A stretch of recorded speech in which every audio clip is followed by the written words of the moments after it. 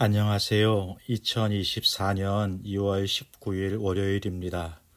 오늘 함께 묵상하실 말씀은 마가복음 4장 35절부터 41절까지의 말씀이고요. 제목은 광풍을 잠잠케 하시는 예수님입니다. 예수님께서는 사람들이 몰려드니까 바다에 정박해 있던 배에 오르셔서 육지에 있는 무리들을 향해 여러 가지 비유로 말씀하셨습니다. 저녁이 되자 비유로 말씀하시는 것을 마치시고 제자들과 그 배로 바다를 건너시게 되는 거죠. 갈릴리 바다를 건너는데 주님은 피곤하여서 주무시고 큰 광풍이 불고 물결이 높이 쳐서 배에 물이 가득 차게 됩니다. 제자들은 당황하고 예수님을 깨우죠. 예수님은 광풍을 잠잠케 하시고 제자들은 그런 예수님을 바라보면서 예수님의 권위에 놀라게 되는 거죠. 마가는 이전에 놀라운 가르침과 죄사함을 통해서 예수님의 신적 권위, 메시아적 권위에 대해서 보여주었는데요. 오늘은 자연을 다스리시는 힘을 보여주면서 하나님의 아들 예수 그리스도, 창조주로서의 권위에 대해서 보여주고 있는 것입니다. 본문을 함께 보겠습니다.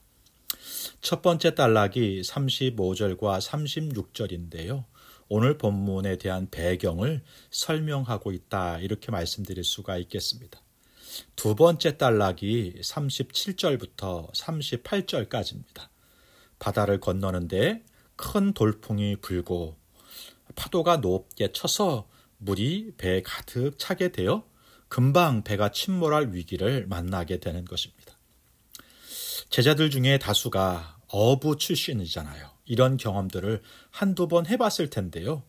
아마도 그동안 경험했던 바람과는 달랐던 것 같아요. 그래서 겁을 먹습니다. 주무시고 계신 예수님을 깨우게 돼요. 선생님, 우리가 죽게 된 것을 돌아보지 아니하십니까?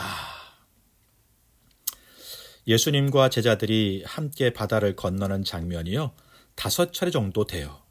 마가복음 4장은 그 첫 번째 여행을 소개하고 있습니다. 그런데 이전에 경험하지 못한 풍랑을 만나서 위기를 맞게 되는 것이죠. 일반적으로요, 우리는 예수님과 함께 여행한다면 그 여정이 평탄하고 은혜의 연속이 되어야 한다고 기대하고 생각합니다. 그런데 그렇지 않을 때가 있죠. 아니, 많죠. 우리는 위기를 만나고 하나님이 돕지 않으시는 듯 보일 때 하나님이 주무신다, 이렇게 생각합니다. 그런데요, 성경은 우리 하나님은 졸지도 주무시지도 않는 분이다, 이렇게 말씀하세요. 시편 121편 3절과 4절입니다. 여호와께서 너를 실족하지 아니하게 하시며 너를 지키는 이가 졸지 아니하시리로다. 이스라엘을 지키시는 이는 졸지도 아니하시고 주무시지도 아니하시리로다. 애굽에서 탈출한 이스라엘 백성들은 생각했을 것입니다. 불행 끝, 행복 시작. 그런데요, 그들 앞에는 홍해가 있었고 광야가 있습니다. 그래서 원망하고 불평하게 되죠. 그러나 홍해를 육지처럼 건너고 광야의 길을 만드시고 물을 주시고 만나와 메추라기를 주셔요. 그들이 이전에 경험하지 못한 하나님의 은혜를 그 홍해를 통해, 광야를 통해 경험하게 되는 것입니다. 그곳에서 노예에서 열방을 이끌 나라로 훈련받고 자라가게 되는 것이죠. 오늘도 예수 믿는 이들에게 고난이 있습니다. 그런데 여러분, 이전의 고난과 다른 것은 이 고난은 죽이는 고난이 아니라 살리는 고난, 나를 나 되게 하고 주를 만나고 주로 물들어가는 고난, 나를 복되게 하는 고난이 이전 고난과, 예수 믿기 이전 고난과 지금의 고난이 다른 것입니다. 그러므로 고난 가운데 우리가 할 일은 더욱 주님을 의지하는 것이죠. 우리 주님은 말씀하신 것처럼 졸지도 주무시지도 않는 분입니다. 그 주님이 내 인생에서 일하시도록 나를 내어드리는 거예요. 이것이 이기는 방법이고 내 생각보다 더 복된 길을 열어가는 길이 될 것입니다. 마지막 단락이 39절부터 41절까지인데요.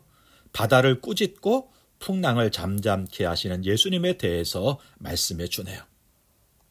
먼저 예수님은 바람을 꾸짖고 바다더러 잠잠하라 명령하십니다. 바람을 꾸짖으실 때 꾸짖다라는 말은 이전에 귀신을 내쫓으실 때 사용하셨던 단어와 같은 단어예요. 하나님만이 이것들을 꾸짖고 바로 잡을 수 있는 것이죠. 그런데 지금 예수님이 꾸짖으세요. 바로 잡으세요. 예수님이 하나님의 아들이심을 보여주는 것입니다. 예수님이 말씀하신 대로 바람이 그치고 잠잠해집니다. 천지를 창조하신 주인께서 명령하시니 바다도 바람도 자연도 순종하게 되는 것입니다. 예수님이 이 땅에 오신 이유가 바로 어그러진 세상, 그런 가운데 혼돈을 일으키는 사탄을 멸하시고 악한 세력들을 괴멸시켜서 주의 백성들을 구원하시기 위해서, 그리고 자연 질서를 잡으시고 거기 은혜를 충만케 하기 위해서이십니다.